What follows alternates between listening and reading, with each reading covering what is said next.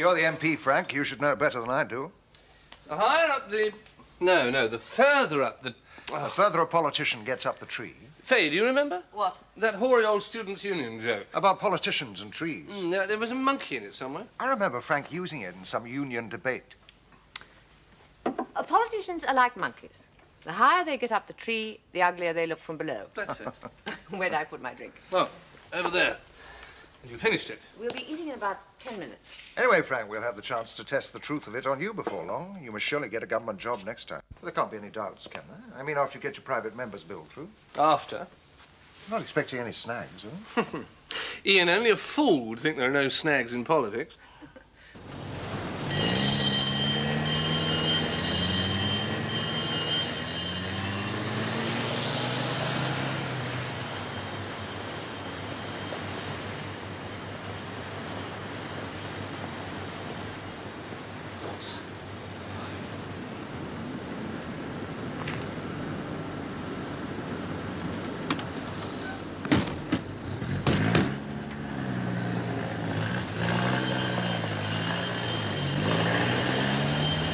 Did you both know exactly what you wanted to do, even at university? Oh, well, as I was already studying medicine. Yes, but general practice or specialization? I never set my sights above general practice. No, you wound up in Harley Street. In a modest way. You were the one with the ambition. Oh, you should have seen him in those days, Faye. Moral hair shirt, staunch champion of the underdog. Well, I hope I haven't changed that much. Apart from the hair shirt, of course. No, I have to admit, the hair shirt isn't what it was. But when you get your bill through Parliament, you'll have done more for handicapped children than any individual in years. They'll have to give you a government job next time. Ian, I wish you'd stop saying that. Superstitious? I thought that was for actors, not politicians. Many people have yet to be convinced of the difference. Thank you. Well, some of your colleagues, the point's a fair one. All the same, there are more people in the House doing a really worthwhile job than most people care to realise. I mean, take the support I'm getting for this bill, for instance, from all parties. It's not just a one-man show. But you got the ball rolling. Ian is determined to pay you a compliment, so why not wear it like a rose? Thank you. Oh. Well, shall I get it? I may as well.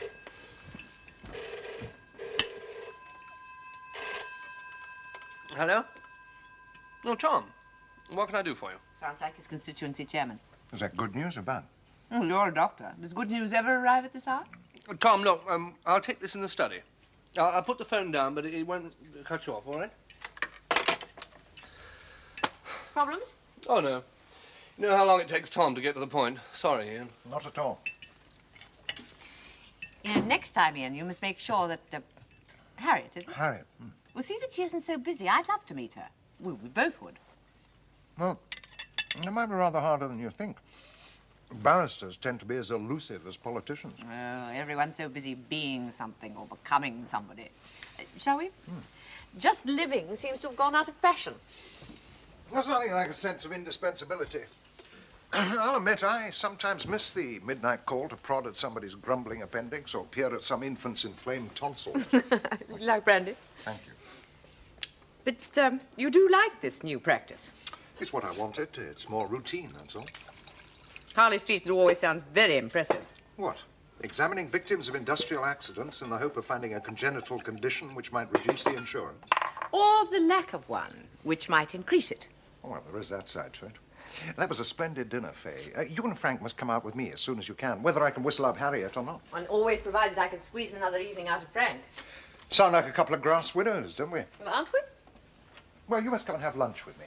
Is a Mozart all right? Fine, fine. You will, I hope. I'd love to. It's my favourite luxury. That was quick, Tom. What was it all about? Or is it a secret? No secret. There's been an accident at that chemical plant, Marshall Cross Place. It's in my constituency. It doesn't mean you have to go out. No.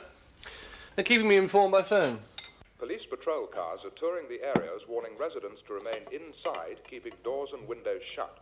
However, a spokesman for the company said that in the absence of a freak wind change, the toxic fumes should evaporate harmlessly over the open country.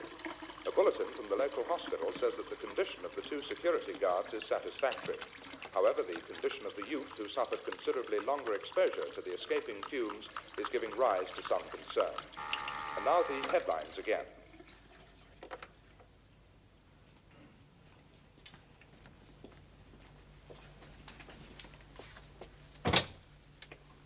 You remember the address? You've had a hard day in court. No further comment. Do you usually open your door at this hour? Only when I'm expecting someone. Well, if I'm intruding. I saw your car from the kitchen window. Ah, well, in that case, what's that? Hot chocolate. Do you want some? I take it you don't. That forensic brain of yours. How was your dinner? Sorry I couldn't make it. Fine, fine. They hope to meet you another time. I just heard something rather odd on the news. Isn't Elmdale Frank Jarrett's constituency? A chemical plant, you mean? You heard about it then? Yes, Frank's been on the phone solidly for the last half hour. It seems to be turning out a bit nastier than they thought at first. In what way? Oh, I haven't any details. Frank's going up there first thing in the morning.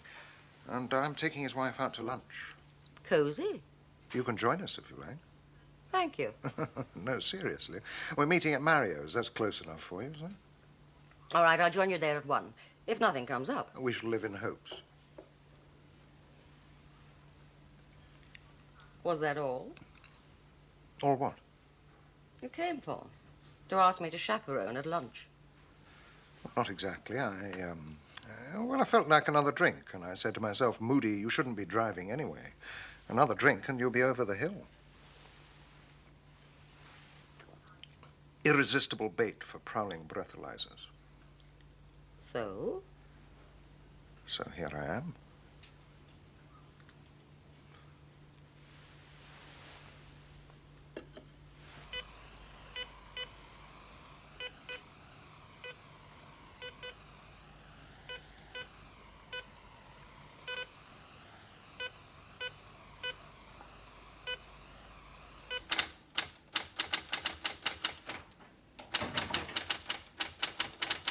Morning, Bill. Morning, Rosie. Oh, Miss Peterson, you're in, aren't you?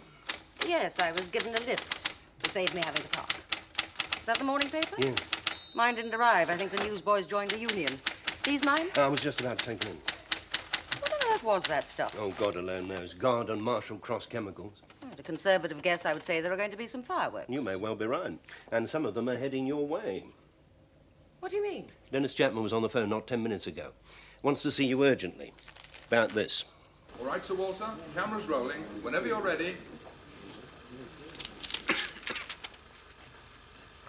As chairman of Marshall Cross Chemicals, I have been authorized by the board to make the following statement. Marshall Cross Chemicals view with the utmost concern the events of last night at our Elmdale plant. A full and thorough investigation of how the leakage of toxic fumes occurred has already begun, and a complete report will be made available to the public at the earliest possible moment. Until such time as the failure has been diagnosed and remedied, the plant will remain closed. In this event, I wish to emphasize there is no further danger, and we confidently anticipate no similar occurrences at any time in the future. Now, if any of you have any questions. Sir Walter, do you consider that a purely internal inquiry will be sufficient to allay public fears of a repetition of this kind of incident?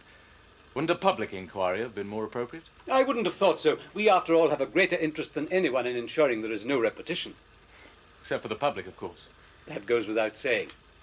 But it is a fact, is it not, that if it wasn't for a chance wind that sent the toxic fumes over the open countryside, it would have affected the town itself? That is a fact, unfortunately.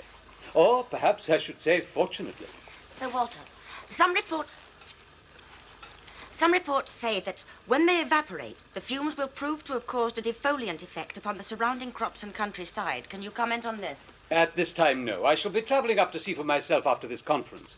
I shall also be visiting the hospital to see the 2 security guards and, of course, the young man, a poacher, I believe, taking an illegal shortcut. Presumably, if it hadn't been for the poacher, the leakage might have remained undetected until far more damage had been done. I am quite certain that our staff would have realized what was going on. All systems at Elmdale are carefully monitored. Sir Walter, toxic fumes, defoliant effect. Can you tell us what is happening up at Elmdale? Obviously, I can't give you details of our research program. We are developing certain substances for use in industry in the long run to the benefit of society as a whole. However, the possibility of toxic byproducts is always present. So you knew there was a danger? We believed we had taken adequate precautions. Obviously you hadn't. Well, I should prefer to wait till we find out what really happened. Oh, quite sure you don't mind my smoking, Miss Peterson? If I minded solicitors who smoked, Mr. Chapman, I'd be very short of work indeed. I doubt that very much. This whole business is quite extraordinary. I'm intrigued. You haven't heard the half yet. Things have barely started. The press seem fairly well into their stride. Wait till you read the later editions after various questions in the House this afternoon. From Frank Jarrett? Oh, he'll have to show some interest as the local member. But I imagine he'll be playing his cards very carefully at this stage, if I know him. What does that mean? If I and my clients have our way, Miss Peterson, Frank Jarrett will be in a lot of trouble.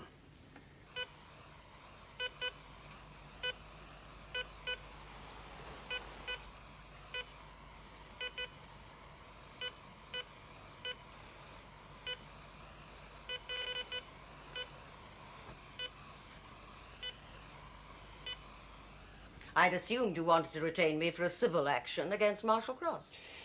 We want you to represent the landowners and farmers in the full public inquiry, which should, and I believe will, be set up. Just imagine if the town had been affected. Only needed a change of wind. We'd be in the biggest storm since Aberfan by now. Fact remains the town wasn't affected. But precautions must be taken for the future. Marshall Cross claimed to have that in hand. Whitewash. But if you're only representing the landowners and farmers... My clients want to get to the bottom of this. So do a lot of other people. And the only way to do that is with a full, formal tribunal of inquiry. It's a tribunal under the 1921 Act. That's right.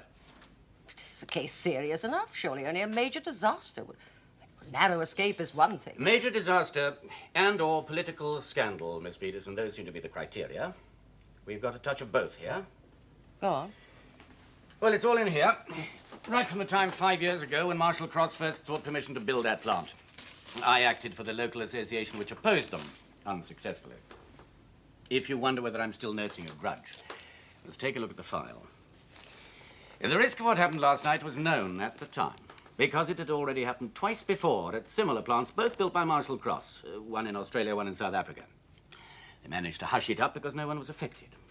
You knew this 5 years ago? We found out. Surely you had the chance to make it known, public hearings and so on. And so on, right up to the ministry. Well? Well, it's not easy to get a government department to block a chance to create new jobs when they're needed. That doesn't win votes.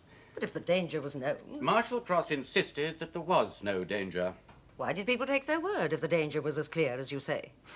Because Marshall Cross have a PR organization that makes the truth irrelevant.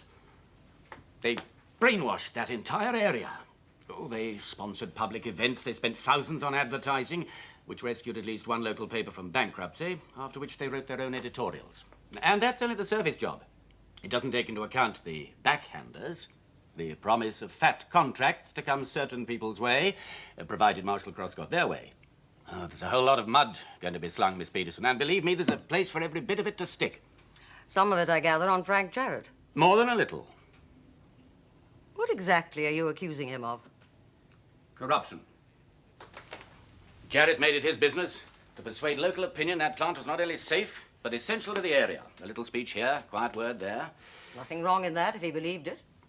Quite, but you see, Jarrett gets $10,000 a year as PR consultant to an engineering firm called Ashlake's. And that firm is a subsidiary of Marshall Cross.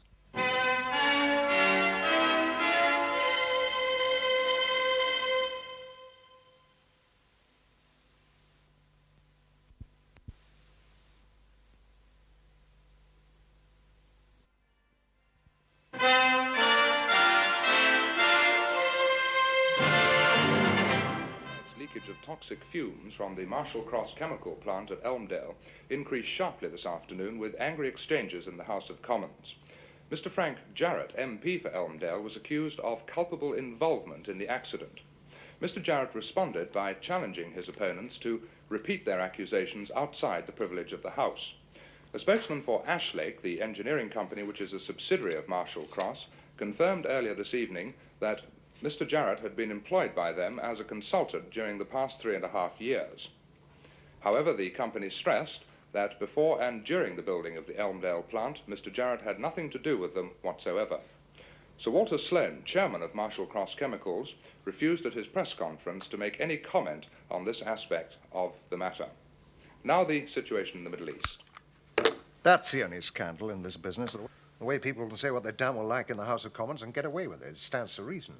If the man wasn't even working for Ashlake's at the time, how the hell can they make out he was being influenced? What do you think? I can believe it of some of them all too easily, but not Frank Jarrett. He's one of the few genuinely decent men in politics. When you listen to drivel like that, let's go and have dinner and talk about something else. Yes, I think we should. Talk about something else. Something the matter? Well, I suppose you may as well know now as later. The reason I didn't join you for lunch was Frank Jarrett's wife. And this morning I accepted a retainer from a solicitor acting for various people in Elmdale who think that, well, who can't be numbered amongst Frank Jarrett's staunchest supporters. I'm afraid that's all I can say on the matter. And you can understand why it'll be a good idea if we talk about something else. Are you telling me you think it's true about Frank Jarrett? I'm not telling you anything. And I'd be very glad if you don't ask. Oh, of course, I understand, but just one thing. If you've been briefed... I haven't been briefed, I've been retained. But there's going to be a case. Not in the usual sense, not a trial. Not yet, anyhow. What people are pressing for is a tribunal of inquiry. Trial, tribunal, it's all the same thing. Not really. Lawyer's jargon, that's all. Lawyer's jargon, as you call it, means something. We don't just pick the words out with a pin. All right, then, what is a tribunal if it's not a trial? It's a body set up by Parliament to look into what is considered to be a matter of urgent public importance. Its job is to find out the facts. Nobody's accused. There are no specific charges. It starts with the premise that something's happened that shouldn't have happened and people want to know why. There are virtually no restrictions on the sort of evidence submitted. Hearsay, gossip, rumours, suspicion, it's all raked up and given an airing. No holds barred. In some ways, it resembles a trial about as much as all in wrestling resembles a game of chess. But there's someone in charge, surely. Usually a judge, sitting not as a judge but as chairman. With him are two others who aren't necessarily lawyers at all. When they've heard all they want to hear and asked all the questions they want to ask, they write a report, present it to Parliament, and it's published. Well, that's all. Fact is sifted from rumour and the blame, if any, put where it belongs. Huh. Sounds all right in theory. Yes, in theory.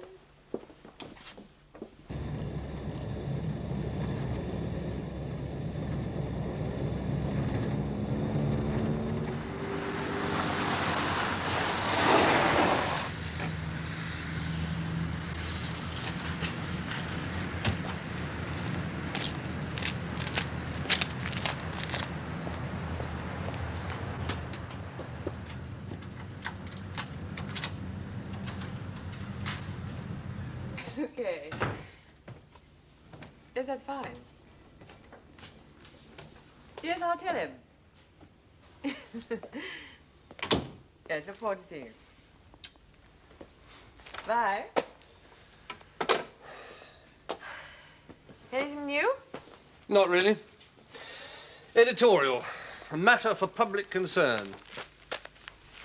Who's that on the phone? Ian Moody. Is this coffee still hot? I'll make some more. No, that's fine. You want some? No, thanks.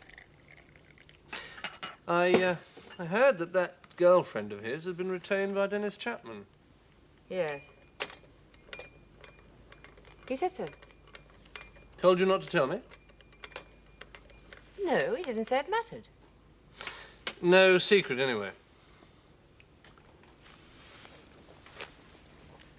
Frank, how serious is this? Oh, it's nothing to worry about. Editorials in the press? Look, I supported the building of that plant for no other reason but I thought it was a damn good idea for the area. 18 months later, I accepted that job at Ashlake's. You'd have to be paranoid to see anything sinister in that. Well, I believe you. It's not me you have to convince. Oh, I'm sorry, love. Darling, oughtn't you to see your solicitor? There's nothing one can do about anything that's said in the house. But all the same, you ought to have legal advice. Like what? I'm helpless. All I can do is just sit there and show everybody I'm not getting rattled. Mind you, if anybody does say anything outside the privilege of the house, I shall slap writs on them so fast I think it's raining paper.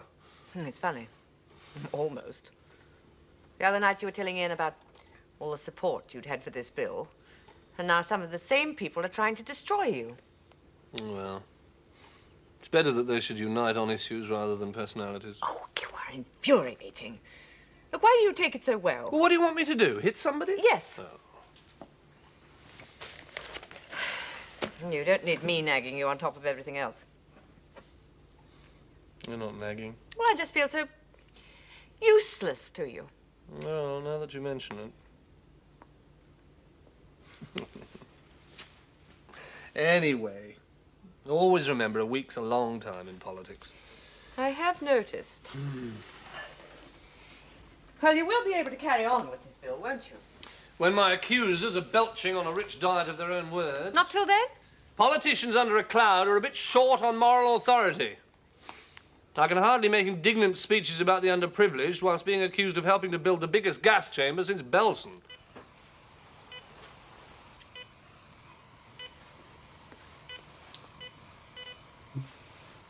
South Africa, 1 month after the leakage. A month from now, you'll be able to take the same picture at Elmdale. Were these ever shown to Jarrett? First thing we did. And? As I told you, he said he was satisfied the same thing couldn't happen again. In other words, he accepted the company's assurances. Oh, said he did. The man's either a fool or a liar, and in the circumstances, I don't think the difference matters very much. Especially after what Mr. Villiers has to say. I gather you're an engineer, Mr. Villiers. I worked on the filter installation at Elmdale, the thing that must have blown. As in South Africa and Australia. We knew about those accidents at the time, but we were led to believe ours was a totally different system. None of us had seen the other two plants, so there was no reason to doubt it. But you've seen the Australian plant since. Right. I was one of a team sent out for some specialist work. Not on the filter system, but I did see it. It was exactly what we'd installed at Elmdale. Marshall Cross told a deliberate lie to silence public objections. The plant should have been safe. In theory, all of them should. But for some reason... Doesn't add up. Why would they build a plant that had already proved dangerous in a place where no accident, if it happened, could be covered up? Economic necessity. It's the way decisions get made at that place. The top brass give an order. Make this system safe. The technicians do their best, a few modifications, and report back they've done everything possible. The brass, most of whom wouldn't know a spanner from a tin whistle, say good boys and go ahead. A few modifications, you said? Yeah. Yes, there were modifications at Elmdale, but that doesn't make it a different system. No way. Not even in layman's terms? Not unless your layman is also doing PR work for the company. And there were plenty of those around. Including Frank Jarrett. How much more do people need before they realize what's been going on?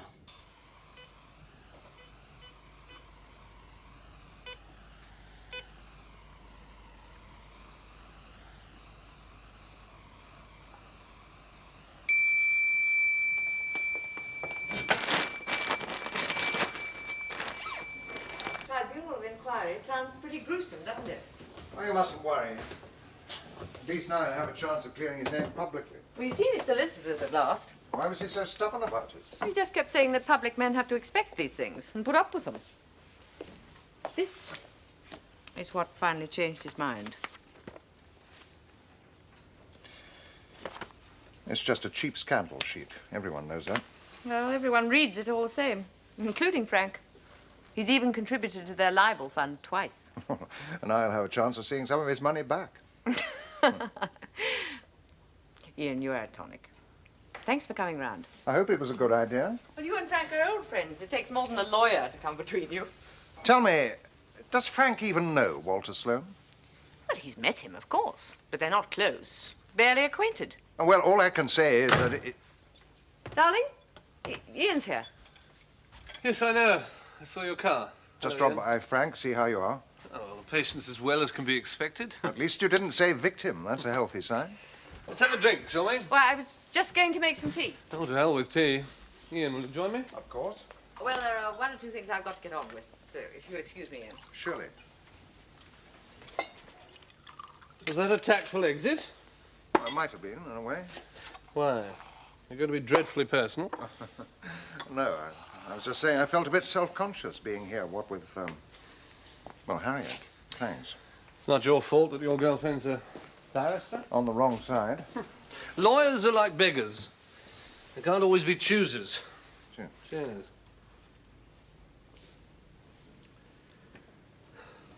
Frank, I just wanted to say that I think this whole business is disgusting. It's just a bloody witch hunt. Well, in a way, it's understandable. They're looking for a scapegoat. We live in an age when politicians are the prime suspects for all public scandals and private sorrows. People are hungry for disgrace in high places, perhaps to make the low ones more acceptable. I should never have accepted that position as consultant at Ashlake's. Especially after the part I played in trying to get the Marshall Cross plant built. But then I believed the assurances they gave me that it was safe. I suppose the best that people will think of me is that I unwittingly led my constituents into this. The worst, that I did it deliberately for the promise of money. Let's see which of these your friend Harriet plumps for, shall we? Oh, I'm sorry, Miss Peterson. I didn't realise you were still here. That's all right, Bill. Something you wanted? Just that file on the Collins action. I think it was... Oh, there it is. I have to make a photocopy. You've seen our terms of reference. Tribunal be established for inquiring into a definite matter of urgent public importance, the causes of, and all the circumstances relating to, the spillage of toxic, etc., etc. Causes of and all the circumstances relating to. Spreads the net wide enough, doesn't it? That's what I was thinking. Plenty of room for fishing expeditions in that. Who's the chairman, did they say? Mr. Justice Tanner, sitting with Norman Oates, QC, and an engineer, Gillibrand. Tanner's a fair man. Shouldn't think he'd let things get out of hand. I don't know whether it's better for me if he does or doesn't. Quite frankly, Bill, I'm beginning to feel somewhat out of my depth. How does a trial lawyer fit into a situation where the rules of a trial don't apply? As best you can, I imagine, Miss Peterson. You're a great help. Do my best. Would you like me to give you a little more room, Miss Thanks, Peterson? Bill. If the example of past tribunals is any guide, the whole thing will be alive with QCs. Most of them probably for Marshall Cross. Well, you'll be taking suit yourself before long, I dare say. Does it offend you, Bill, having a head of chambers who's not a QC? Oh, goodness me, no, Miss Peterson. Besides, it's foregone conclusion next time. When the Treasury solicitor gets that statement from your Mr. Villiers, Tribunal's going to have Marshall Cross and a lot of them by the scruff of the neck. I suspect you're right. Whatever's proved or not proved against Frank Jarrett, Marshall Cross are going to be hard-pressed to deny that they lied about the safety of that plant. One way or another, they fobbed off the people of Elmdale with something that had proved dangerous on 2 separate occasions. All they can do now is try shoveling the buck round one to another. An edifying spectacle. Do you no harm at all, appearing on the side you are? In an age of conservation consciousness, no harm at all.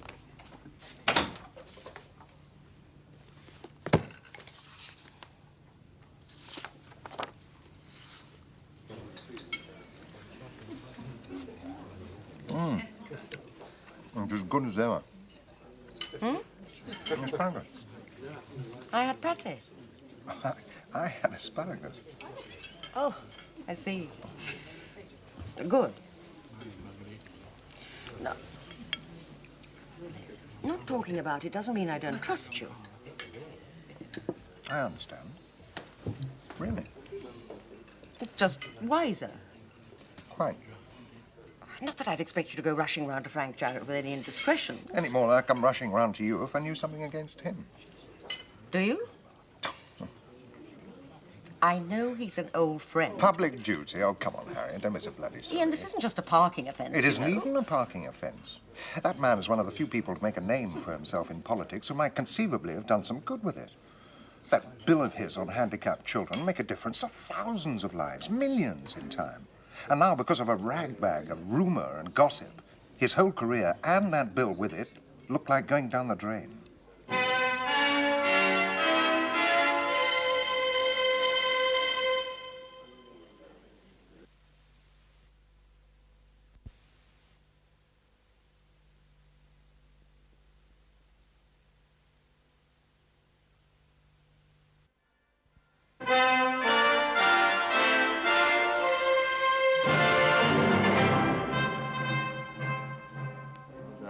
Toxic nature of the escaping fumes, there is no dispute. For that we have stark evidence. Nor is it denied that an event as random as a change of wind at the wrong moment would have wreaked upon this town a tragedy awful to contemplate. The task of this tribunal, as laid down by Parliament, is to identify the causes of and all the circumstances relating to this occurrence. To which purpose I now call upon counsel to the tribunal to present his first witness. 15 years a member. 6 as chairman of the Elmdale Development Advisory Committee. And when the question arose of this chemical plant being built here, what was your committee's advice? Caution. For what reason? For reasons that were eventually proved right. Did you personally share this original caution? Oh, very much so. You read such hair-raising stories of these things, chemical works, refineries and the like. Obviously, we were worried about possible smells, smoke, noise, anything that might affect the quality of life in the area. But your objection was to the idea in general of a chemical works, not to the prospect of Marshall Cross plant in particular. Oh, very much so, in general. Thank you. Now, Mrs. Shipton. Alderman Shipton. Oh, I'm sorry. Alderman Shipton. Just one moment, if you please, Sir William. Of course. Mrs. Shipton, or Alderman Shipton, if you insist. Caution, you said. The advice of your committee was caution. What did you mean by that? We should wait and see. We didn't want to close the door completely. I mean, it meant jobs, other possible benefits. Thank you. Sir William? You were saying, Alderman Shipton, other benefits, such as? Well, there was the building work, a bonus for the local building industry and allied trade. You had been told that the work would be distributed locally. Oh, there were no promises, nothing like that. It was just, well, mentioned that it would only be logical for local firms to get the bulk of the work. And who drew your attention to this logical probability? A number of people. Contractors themselves, of course. And Mr. Jarrett, our Member of Parliament. We wanted to hear all sides of the argument. At what stage did you decide that the benefits of this scheme outweighed its dangers? What, me?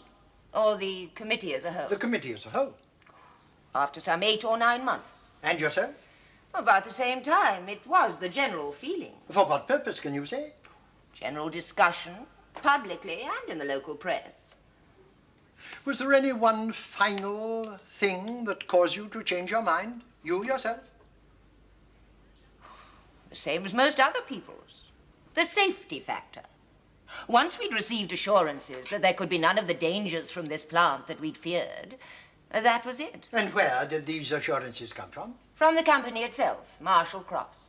And you accepted these assurances at their face value? I think what happened was that people accepted the judgment of the leaders of the community, such as Mr. Jarrett. He addressed a special meeting of the committee at which he assured us that he'd received a personal undertaking from the chairman of Marshall Cross Chemicals that the plant would present no danger. Thank you, Mrs. Alderman Shipton.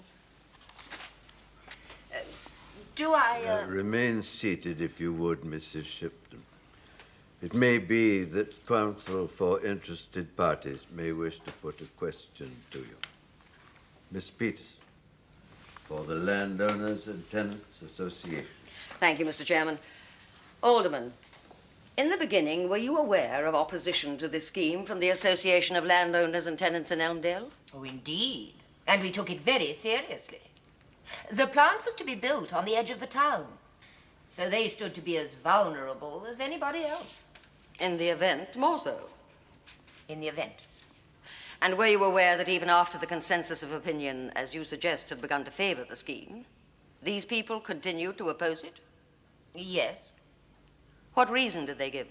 They still said it was dangerous. Those 2 accidents abroad, Australia, South Africa, defoliation and so on. As eventually happened here. The fact, I think, is adequately established, Miss Peterson. I'm in no doubt of that, Mr. Chairman. What caused you to ignore that evidence? It wasn't evidence. Basically, it was just their opinion that the plant to be built here was the same. They hadn't been out there to check. Had you? No. You were content to accept the word of Marshall Cross?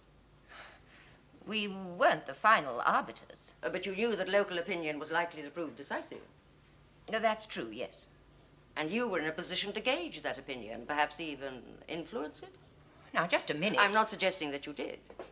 But what persuaded you to disregard the fears of the association in favor of the equally unproven assurances of Marshall Cross that what you were getting was different from and safer than the plants where accidents had occurred? Well, as I said before, general feeling. For instance? Well, the views of Mr. Jarrett, for one. He's been well thought of in the constituency, and not just by his own party. Certainly, we never thought he'd lead us up the garden path like this. Mrs. Shipton, let us leave prejudiced comment aside. Time enough for the analysis of rumor and gossip later. I wasn't in a position to know whether the plant at Elmdale was in fact simply a modification or a totally new system. Like everyone else, you had only the word of Marshall Cross. Yeah. Not until later, of course, when I found out for myself. That the Elmdale plant was not a new system. There were minor modifications. Did those modifications add up to something which might reasonably be described as a new system? Not by any stretch of the imagination. It seems to have been clearly established in some minds that what made the scheme acceptable was your personal assurance of its safety. Would you agree? Up to a point. What point exactly? I gave an assurance that the plant was safe. I don't think you'll find me anywhere on record as saying that the system it used was new. Anyway, this is all very academic. What eventually happened could have occurred with the new plant just as easily. We are not concerned with that. The question is, did you or did you not give assurance of the plant's safety? I did. Did you or did you not say the system was new? I did not. Sir Walter, if you didn't say it was new, how did the idea get about? Misunderstanding, I suppose. On the part of everyone but you? No, on the part of the man who came to see me representing the community. And who was that? A member of Parliament, Mr. Frank Jarrett.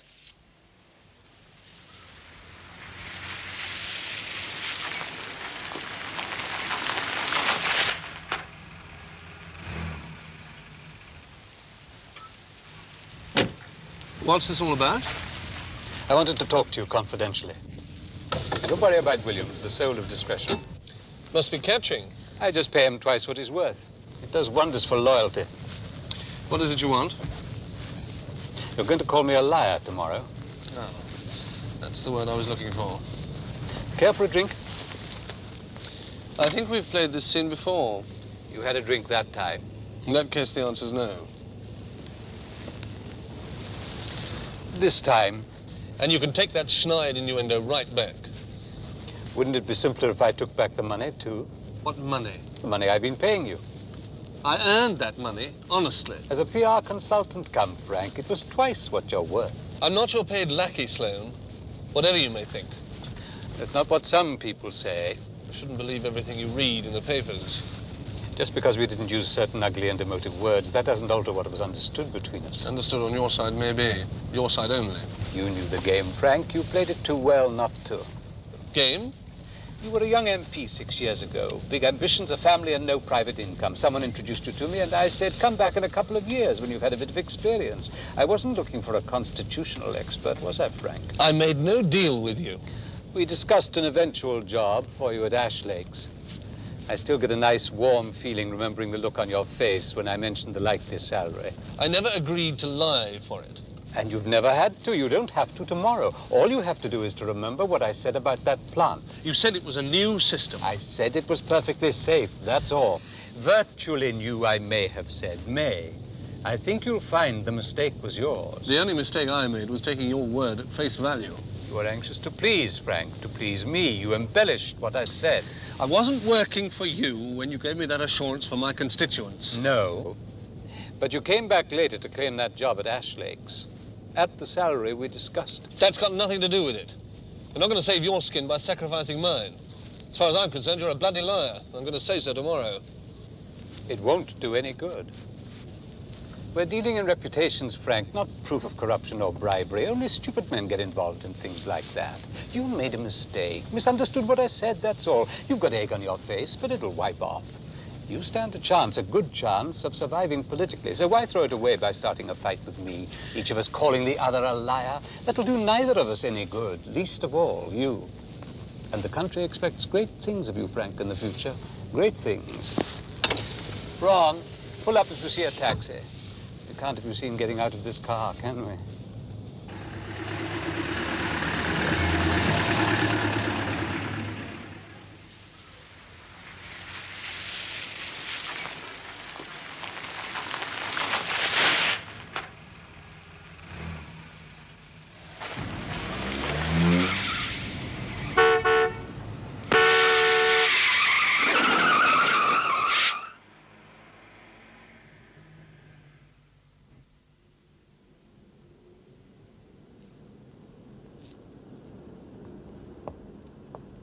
If I can have the names of you two. Oh, good evening, Mr. Jarrett. A misunderstanding, Mr. Jarrett? It's the only possible explanation. You are saying that a simple misunderstanding could account for an accident which took one life, might have taken many more, and which destroyed valuable crops and farmland? It's the only explanation short of calling either Sir Walter Sloan or myself a liar. Neither alternative is justified. Mr. Jarrett, did it ever occur to you to get Sir Walter's assurance to you in writing so as to avoid any risk of misunderstanding? Well, these things don't work like that. These things? These consultations. You don't go to a man at the top and demand something in writing. Not in politics, not in business. There has to be an element of mutual trust, confidence. And it's a personal thing. How well do you know Sir Walter Sloan? Not well. But well enough for this mutual trust to exist between you? Yes. And well enough to be a passenger in his private car last night? I gather you were involved in a minor road accident. Yes, we were. Do you have any objection to telling this tribunal exactly what you and Sir Walter were discussing up to that point? Why should I have? That is for you to say, Mr. Jarrett. We were trying to analyze how the misunderstanding could have arisen. Would I be misrepresenting what you've just said if I paraphrased it slightly? If, for instance, I said that you and Sir Walter were attempting to come to an understanding? Yes, you would be. In what way would I be? Well, you make it sound as though we were trying to come to some kind of... Deal? I would prefer you allowed me to speak for myself. That is all I ask, Mr. Jarrett. Mr. Jarrett, let me get this absolutely clear. You do not deny that you had a conversation last night with Sir Walter Sloan? No, I don't deny it. A private conversation? Well, as there was no one else present, I suppose you could call it a private conversation, yes. A confidential conversation. Or did you wish to accuse me, too, of misrepresenting what you have just said? I do not deny that a conversation took place. Carry on, Miss Peterson. Mr. Jarrett, let me ask you to look at what you did last night, taking perhaps a broader view of it than you did at the time. Put yourself in the position of a member of this tribunal, in my position even, or in the position of one of your constituents. Would you think it unreasonable if any of us viewed this continuing intimacy with Sir Walter, after all that's happened and all that's been said, would it be unreasonable of us to regard this friendship with some suspicion? I suppose, looked at like that, no, I can't say it would be unreasonable. You can't say it would be unreasonable. What can you say, Mr. Jarrett? Just this. In spite of the innuendo that I accepted the position at Ashleig's as a bribe, I would like to make it quite clear that I did not enter public life in order to line my own pocket, but to do some of the things that I considered to be worthwhile. Unfortunately, you cannot run crusades on a backbencher's money.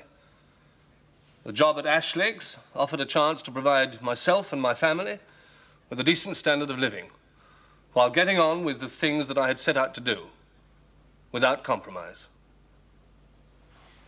That's all there is to it. While Sir Walter Sloane's intention to influence Mr. Jarrett into a favorable attitude towards Marshal Cross is undoubted, no evidence was found to justify charges of corruption.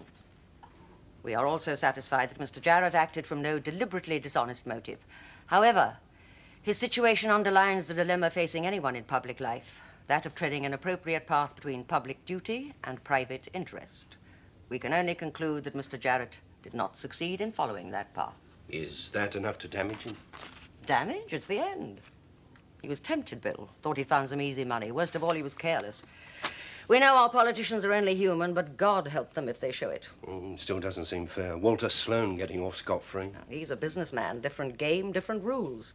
And answerable only to his shareholders. They could still vote him out. Not out of the money he's made them. You know where to put it? Top shelf? Only if it's a dust trap. Of course, you said yourself, Miss Peterson. They were only there to look into things, not to pronounce on innocence or guilt. No, that's something they can safely leave to others.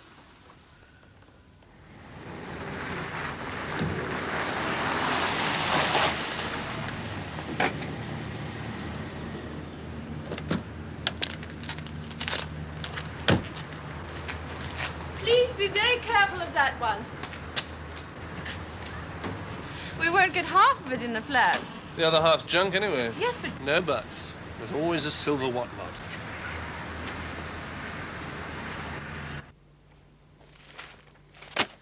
To think they were moving today of all days. A boy dead, a whole town might have been. A fortune spent finding out why. Public money, yours and mine. And what's the outcome? A dazzling display of how to pass the buck. On to the one man least responsible and most used to the human race. Was it worth it?